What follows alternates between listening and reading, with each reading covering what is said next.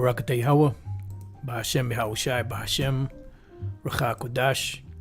Welcome to another live lesson. Barakatah Yahweh. The name of this one is Yachaazaqahla Chapter 39, and that's Ezekiel, the 39th chapter. I was trying to go live earlier at the park, but for some reason it just kept buffering and turning off, so I decided to actually just go live, here at the house. We'll see how far we can get in this thing. Lord's will, it'll be an edifying lesson. I was going through this earlier, and Ezekiel, the 39th chapter, pretty much is the final chapter, I guess you could say, in the destruction of this place, Babylon the Great. And then it kind of briefly goes into, the change that's going to happen once the kingdom is transferred from Esau and the other nations to Yahushai, and some of the particulars that are going to take place on the planet while this is happening. So I want to try to go through some of this, and Lord's will, like I said, it'll be an edifying lesson. Before I get started, let me just get something real quick.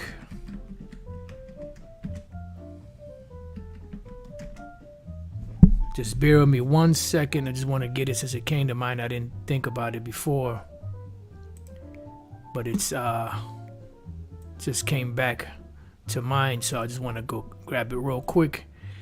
Okay, so let's start. Ezekiel 39:1. Therefore, thou son of man, prophesy against Gog. Now, Gog today would be the Russians. We also read about this in the book of Revelation chapter 20, which is how we know also that this is speaking about the end times that we're living in right now, and it's not talking about any ancient nation back then, even though the so-called Russians are an ancient nation going back to the Edomites, but as far as this prophecy dealing with anything in the ancient world, it's not, because when this was written roughly around 96 AD, and that area, the Medes and the Persians and the Medes had already lost their empire, good. By the time Yahushua was on the scene and little after, about a good 500 some odd years, maybe 600 years, give or take, since the Medo-Persian Empire had fallen into the hands of the Greeks, pretty much. So in Revelation 20:7, it says that when the 1,000 years are expired, Satan shall be loosed out of his prison. Those of you that have been studying know that this is talking about when Esau came out of his captivity, so to speak, his that dark cloud that was over them during the period of the so-called Dark Ages. They were, this is when they came out and were loosed out of their prison sentence, because this would begin the healing of the head of the sixth beast in the book of Revelation, 13th chapter. It says, and shall go out to deceive the nations which are in the four quarters of the earth. This is known as the Renaissance period, and that's what they did.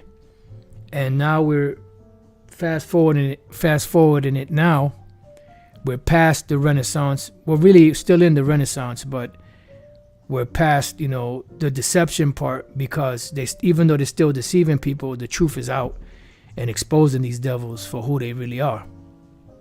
So in the midst of that, further up, it says Gog and Magog, and this is the only other time outside of Ezekiel 38 and 39 that this is mentioned. All right, and this is talking about end time prophecy. It says to gather them together to battle, the number of whom is as the sand of the sea. And when we read Ezekiel 39, we get a sense of how big the Russian army is and their allies. All right, and this battle with the number as the sands of the sea, this is going into what the scriptures call Armageddon, or the Valley of Jehoshaphat, which Armageddon is the mountain of troops. All right, so going back to Ezekiel 39:1, therefore thou son of man prophesy against Gog, which are the so-called Russians, and their land today is known as Magog, or the land of Gog, and say thus saith the Lord power, behold, I am against thee, O Gog, the chief prince of Meshech and Tubal. Now Meshech and Tubal, I'm not sure if they'll say it here, but Meshech and Tubal are two areas in what's known as modern day Turkey today. All right, Mashak, drawing out, son of Japheth, progenitor of the people of North Israel, descendant of Meshech, often mentioned and connected with Tubal, Magog, and other northern nations, including the Moshi, of people on the borders of Colchis and Armenia. So this is in the land of Turkey, known as so-called Armenia. As you can see, you have Meshech here, which is further into Turkey. You have Tubal here, Meshech and Tubal. All right. And these just so happen, Turkey just so happened to be, even though Turkey is a member of NATO, they just so happen to have ties with the Russians. This is not a coincidence. All right. This is not a mere coincidence. This is written this way by the Lord Yahweh B'Shem Yahushai, who has given us a more sure word of prophecy. All right. So going back to Ezekiel 39, that's Meshech, and you have Tubal, which should be Thawabal. Yeah, oh no, actually Thabal. Thou shalt be brought, son of Japheth, region in East Asia Minor. See, perhaps nearly equal to Cappadocia, and this is where you have Meshech and Tubal. All right. Now these areas here, where this is not Magog. This is off right here. Magog is further up this way. And these are just depictions of, roughly around where these places are located, because even when you go to these different commentaries, you'll hear terms like possibly or maybe, or, most agree, but not all, because this scholar is in opposition to that notion and so on and so forth. So even the scholars are not in agreement with the prophecies, because they don't know everything. The brother said Elder Androgen was re-elected in Turkey. TR, he is constant rebellion against Babylon, right? Because they are members of NATO. They are with America as far as that's concerned, but they're always bucking. And this is the spirit of the Lord, because remember the scriptures say that the hands of the king, or the mind of the king, or the heart of the king is in the hands of the Lord. As the rivers of water, he turneth it whithersoever he wants. All right, so going back, so that's Meshech and Tubal. It says, and I will turn thee back and leave but the sixth part of thee. So I will turn thee back. When we read the 38th chapter, the Lord said he will put hooks in that jaws. He's going to revert them back to the old ways. And this is why we see Russia fighting to get back those different land masses that used to be a part of the Russian Federation in the past, the USSR. It says, and leave but the sixth part of thee. So you're going to have the Russian army is going to be chopped up into 6 parts. 5 parts are going to go down into the Valley of Jehoshaphat, and 1 part is going to stay in the fatherland to protect the country. To give you an idea of how big their military is. And I will cause thee to come up from the north parts, and will bring thee upon the mountains of Israel, right? Because this is one of the main nations that the Lord is going to use, Russia up here, to come down into Israel, the land of Israel, further down, further down here, further down as you go further down. So it says, and will cause thee to come up from the north parts, and will bring thee upon the mountains of Israel, which are the governments of Israel that are established down there, which are them JOOS's. And I will smite thy bow out of thy left hand, And what is the bow? Meaning the control button, as the elder Yahshua would like to say. The Lord's going to smack the control button out of his hand. He'll smite thy bow out of thy left hand. What is the bow? The bow are the silos. So in other words, the Most High Yahweh is going to take control of those missiles of thy left hand, and will cause thine arrows, which are the missiles, to fall out of thy right hand. So in other words, the control of this mighty army of missiles is going to be in the hands of Yahweh Bashem Yahushai. And when we go to Ezekiel the 38th chapter, right, just bear with me so I can find the actual verse. I know it's in the later verses.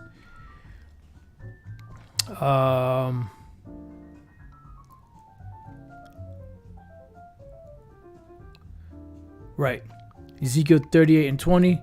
So that the fishes of the sea and the fowls of the heaven and the beasts of the field and all creeping things that creep upon the earth and all men that are upon the face of the earth shall shake at my presence. Going to be scared, but also shaking, because there's going to be a rocking to and fro of the whole earth from the momentum of these missiles. You know, and this is what the people don't understand. You know, this is why sometimes you speak to certain individuals out there and you start talking about the end of the world. They don't want to hear it. But because they know deep down in their spirit that this is going to happen. No, but they're, you know, in that, you know, state of denial, where they don't want to accept, you know, the things that are coming upon this earth. That's why it says men's hearts failing for fear and for looking at the things that are coming upon this earth. So Isaiah 24:20 says the earth shall reel to and fro like a drunkard. And what's going to make it reel to and fro like a drunkard? That great pelting down of these missiles, these warheads, you know, on America and different parts of the world, and shall be removed like a cottage, and the transgression thereof shall be heavy upon it, and it shall fall and not rise again. Right. So when you see things like the Mo agenda being pushed heavy, you know, it's vexing to watch, it's vexing to see, it's vexing to hear. But at the same time, we have to know that this is necessary. So if they don't do this, then the Most High won't have the justification to destroy them, although he can destroy them anyway. But this gives it more justification, and the Most High is a just power. You know, so the more wicked they become, the more that they're pushing towards their end. All right. So going back to Ezekiel, right, and upon the face of the earth shall shake at my presence, and the presence of the Lord is going to be in those missiles. He is a consuming fire. And the mountains shall be thrown down, and the steep places shall fall, and every wall shall fall to the ground, meaning all of these different societies and the different governmental agencies and the different, you know, all throughout America is going to all be thrown down. It's going to be destroyed in 1 hour. So going back to Ezekiel 39:4 now, thou shalt fall upon the mountains of Israel, because the whole land of Israel is going to be totally destroyed. You can read the rest of Ezekiel 38, and it's going to tell you how that land, there's going to be a great shaking in the land of Israel. But you could start above, you know, around the 16th verse or so, actually 17 or so, or 18, actually 18 on down.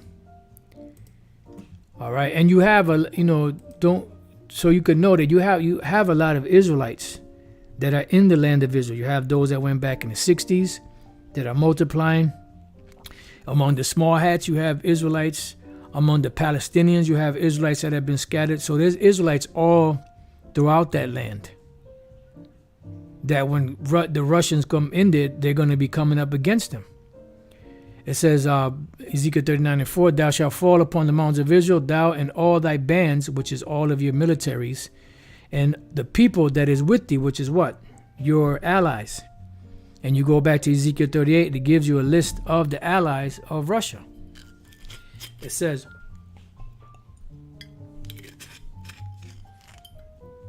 I will give thee unto the ravenous birds of every sort, and to the beasts of the field to be devoured. You know, this is, you know, spiritual as well, because it's going to be a destruction.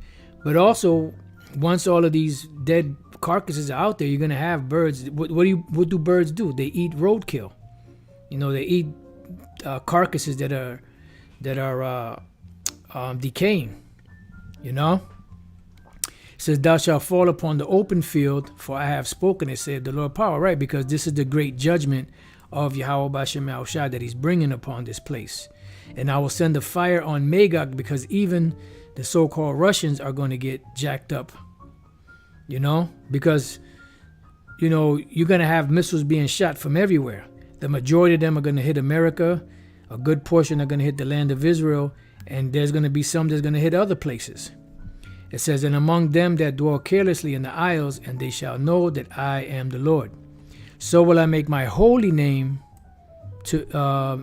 known in the midst of my people Israel, because the Lord is going to magnify his name in this way, just like he magnified his name during the time of the deliverance from the land of Egypt.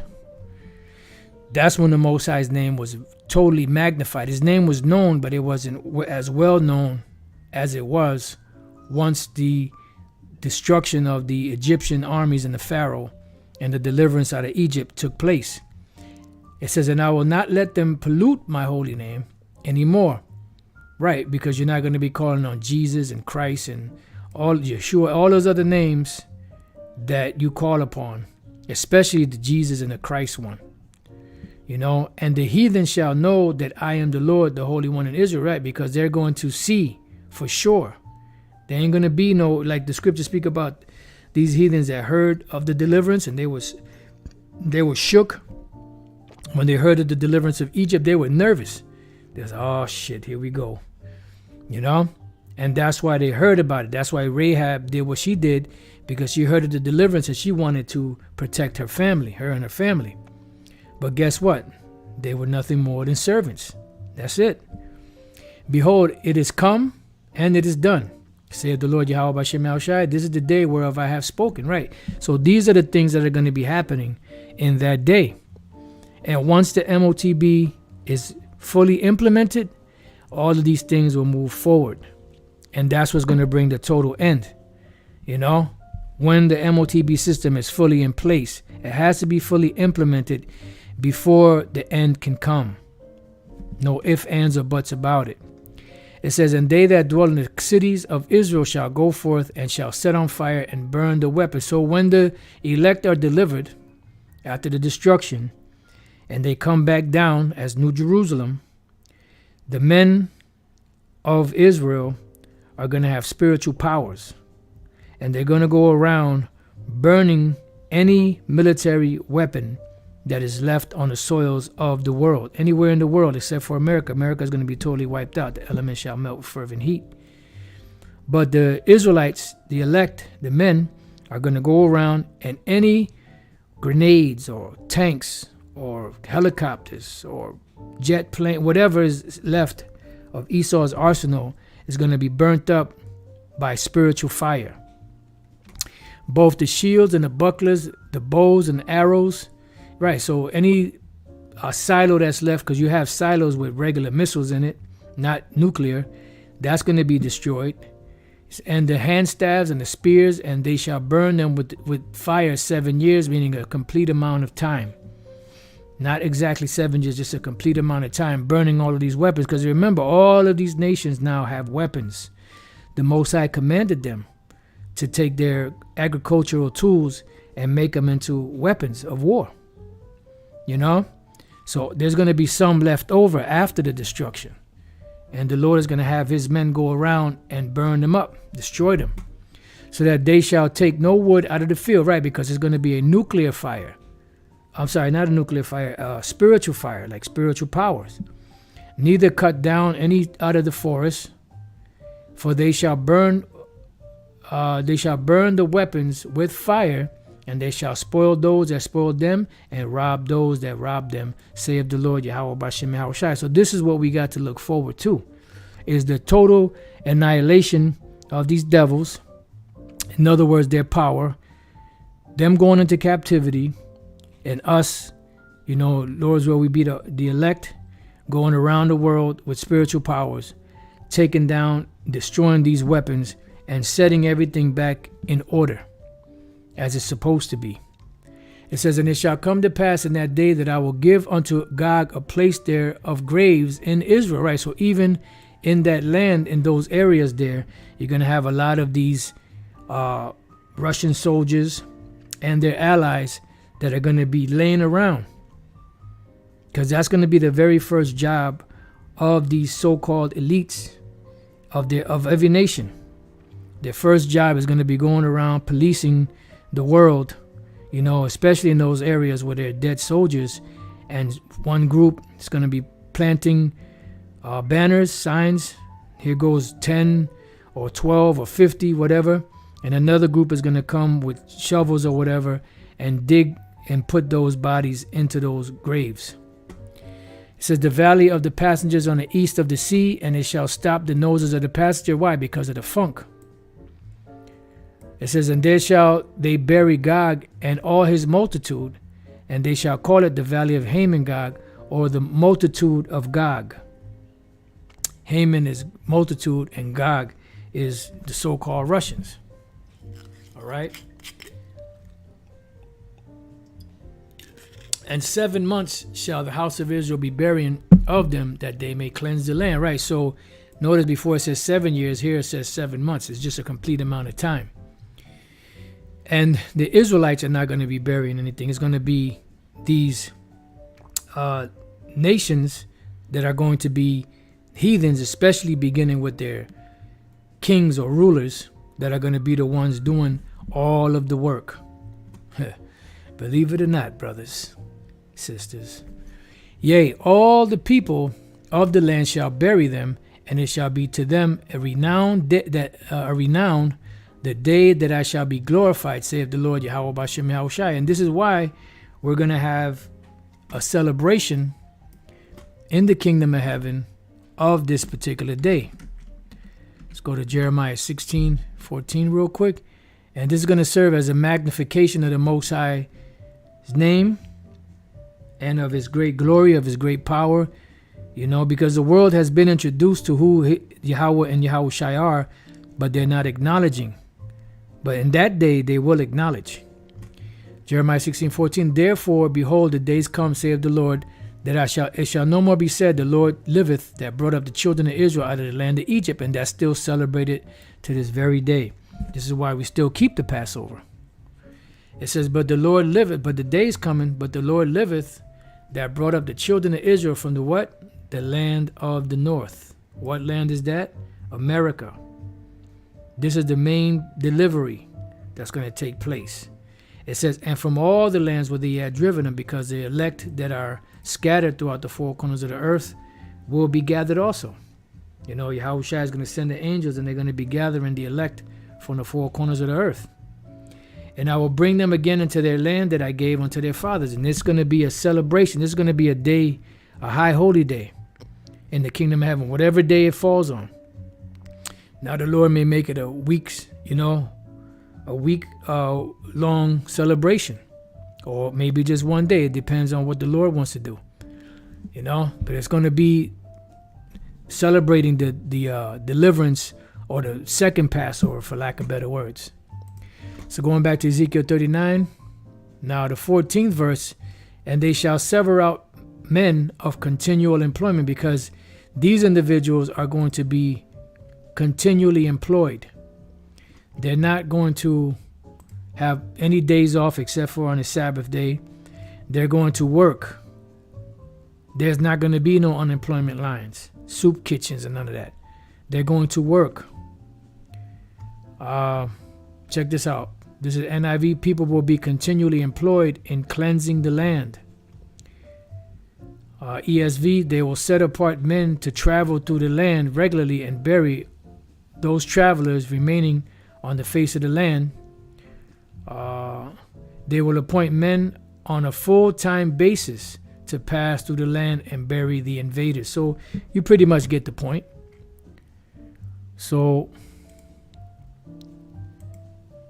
it says, and they shall sever out men of continual employment, passing through the land to bury with the passengers those that remain upon the face of the earth, right? To cleanse it after the end of the 7 months, they shall they search.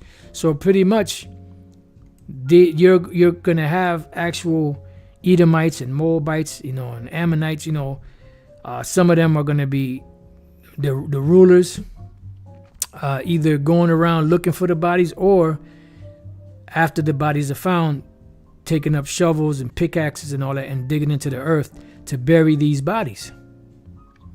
And that's when the fun begins. Once the destruction happens, that's when the fun begins. And the passengers that pass through the land, when any seeth a man's bone, shall they set up a sign by it, till the buriers have buried in the valley of Hamongog, which is the multitude of Gog. And also the name of the city is called Hamonah, which is multitudes. Thus shall they cleanse the land, right? Because you can't leave dead bodies out, because that causes disease. So there's going to be a great cleansing in that land. Remember, that land is going to be totally built back up. It's going to be totally rejuvenated. It's going to be totally built up. That is the main footstool of the Most High. The earth is his footstool, but that is the main. You know how you have a footstool? There's a milk carton, or one of them beanbag, whatever. But you have a certain particular place that you like to set your feet on when you kick your feet up. Well, the land of Israel, and that region there, that's the Most High's favorite place to kick his feet up on, so to speak. And thou, son of man, thus saith the Lord power, speak unto every feathered fowl and to every beast of the field, assemble yourselves and come, gather yourselves on every side to my sacrifice that I do sacrifice for you, even a great sacrifice upon the mountains of Israel, that you may eat flesh and drink blood. Yeah, because that's what birds do. These vultures and buzzards and all that, when they see dead animals or they see dead bodies, they go and start picking at it. Now this is also spiritual, that they're going to be destroyed and annihilated from that position, but you're going to have those that are getting buried. There's going to be animals still eating at them, especially them birds. You shall eat the flesh of the mighty, see, and drink the blood of the princes of the earth, of rams, of lambs, and of goats, of bullocks, all of them fatlings of Bashan, meaning the choices. You're going to have captains, and you're going to have, sergeants and generals. It says, and you shall eat fat till you be full, and drink blood till you be drunken of my sacrifice, which I have sacrificed for you. Thus you shall be filled at my table with horses and chariots, with mighty men, and with all men of war, saith the Lord Yahweh Bashem Yahushai. And I will set my glory among the heathen. Right, so the Lord is going to reestablish the Israelites on the earth in the midst of these nations, and they're going to laud the Most High, Yahushai, and the Israelites. And all the heathen shall see my judgment that I have executed. Because remember, it says that they're going to be what? Standing afar off.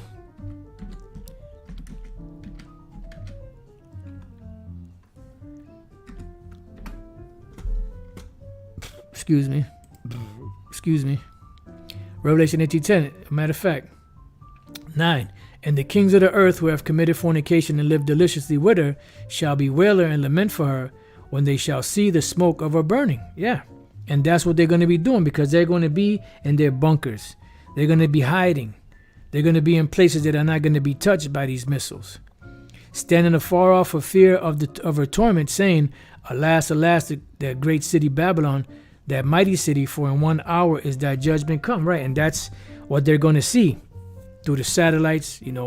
Wherever they're at, they're going to have big screen TVs. They're going to be watching the destruction of America, saying, damn, we ain't going to be able to sell no more wares, no more goods. And then from those same bunkers, when you read different scriptures, they're going to be in those bunkers, and that's where the Lord is going to allow us to go and fetch them and get them out of those bunkers. Because when that happens, after the earth is removed like a cottage, verse Isaiah 24:21, and it shall come to pass in that day that the Lord shall punish the host of the high ones that are on high, which are what? These leaders, the same ones that live deliciously, the same ones that were pushing, all of these, all this propaganda and the policies of the so-called elite, the small hats and the Edomites, they're going to be the ones that are going to be punished first. And the kings of the earth upon the earth, and they shall be gathered together as prisoners are gathered in the pit. Right. For what purpose? To be put into captivity. And shall be shut up in the prison. Right. And after many days shall they be visited. Right. Because they are going to be judged. And they're going to go right into slavery. Because the judgment is slavery. For Esau and the nations. The scriptures say, they whose judgment was not the drink of the cup have assuredly drunken, and art thou he that shall go altogether unpunished. You shall not go unpunished, but you shall surely drink of it. You're going to drink of that cup. And the nations too.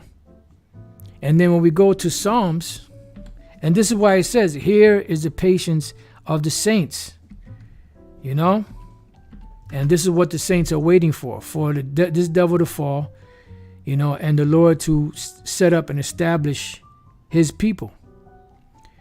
Psalms 149:6, let the high praises of the Most High be in their mouth and a two-edged sword in their hand, which is what? A killing instrument. For what purpose? To execute vengeance upon the heathen and punishments upon the people. I wonder how them so-called scholars break this down. To bind their kings with chains, which are what? Their rulers, the higher-ups, the so-called elites, the 1%, the ones that are living good, and their nobles with what? Fetters of iron. What does this represent? Captivity, slavery of their so-called kings, their elites. To execute upon them the judgment written, dishonor have all his saints, praise ye the Lord, Yahweh Bashem Yahushai. And that's what's coming. So going back to Ezekiel 39:21, and I will set my glory among the heathen, and all the heathen shall see my judgment that I have executed, and my hand that I have laid upon them.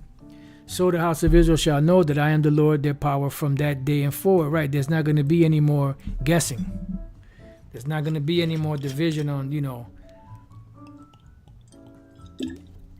so-called Christians, calling on Jesus and Christ and Jehovah and all of that. And the heathen shall know that the house of Israel went into captivity for their iniquity. And that's the reason why we went into captivity. Now, there was a brother that asked me if I could go through the curses in Deuteronomy, the 28th chapter. Lord's will, I can, but it's going to take a little bit, because I want to, go back and pull out a couple of precepts so we could show a couple of things. I'll probably focus, Lord's will, of course, focus more on the scriptures and the curses that are not normally, we don't normally go over, because there's certain scriptures that brothers that have been watching should already know, the breakdown on some of those curses. But some of the other ones, which it represents a low condition of Israel and all of the captivities they went into. The Assyrians, the Babylonians, the Medo-Persians, the Greeks, the Romans, and all the way up until today. All right. So it says, because they have trespassed against me, therefore hid I my face from them. And when the Lord hid his face from us, that opened the door for the nations to destroy us, and gave them into the hand of their enemies. So fell they all by the sword, and we did, and we still are, until the Lord comes to deliver us. According to their uncleanness and according to their transgressions have I done unto them, and hid my face from them. Right.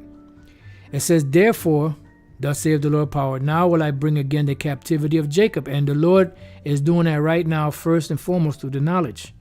You shall know the truth. The truth shall make you free. And that's what's happening. We're mentally being free and preparing for the Lord to come back and free us physically. And have mercy upon the whole house of Israel, and will be jealous for my holy name. After that, they have borne their shame, which that is a shame to go into captivity under another nation, being a royal nation. And all their trespasses whereby they have trespassed against me, when they dwell safely in their land, and none made them afraid. When I have brought them again from the people, brought them again from the people, the Lord gathering us out of all nations, which he promised to do, and gathered them out of their enemies' lands, and am sanctified in them in the sight of many nations, right? Because we will be magnified once again. The nations will look to us again in great awe, and even more than they did back in the past, when they say, what one nation is so great as this people to have the Most High so close unto them. They're going to even the Lord is going to magnify us even more than that. He said we're going to shine as the stars of heaven forever. Then shall they know that I am the Lord their power, which caused them to be led into captivity among the heathen, but I have gathered them unto their land, unto their own land, and have left none of them any more there. Neither will I hide my face any more from them. Yeah, because it's before, I believe that's in Isaiah 66, if I'm not mistaken. Before we call on the Lord, or 65, before we call on the Lord, we're going to get whatever we want. Before we could even get the words out of our mouth, we're going to get whatever our hearts desire. Neither will I hide my face any more from them, for I have poured out my spirit upon the house of Israel, saith the Lord Yahweh Bashem Yahushai. And this is why we're seeking the Lord now and waiting for the Lord's mercy to come and deliver us out of the clutches of Esau. So pretty much, this is a pretty straightforward chapter, and just wanted to kind of touch on that. The Spirit was on me this morning to go over it. And Lord's will I could tackle that Deuteronomy 28 if the Spirit allows. So with that, I pray that you brothers and few sisters have been edified. To the next time I say, Shalom.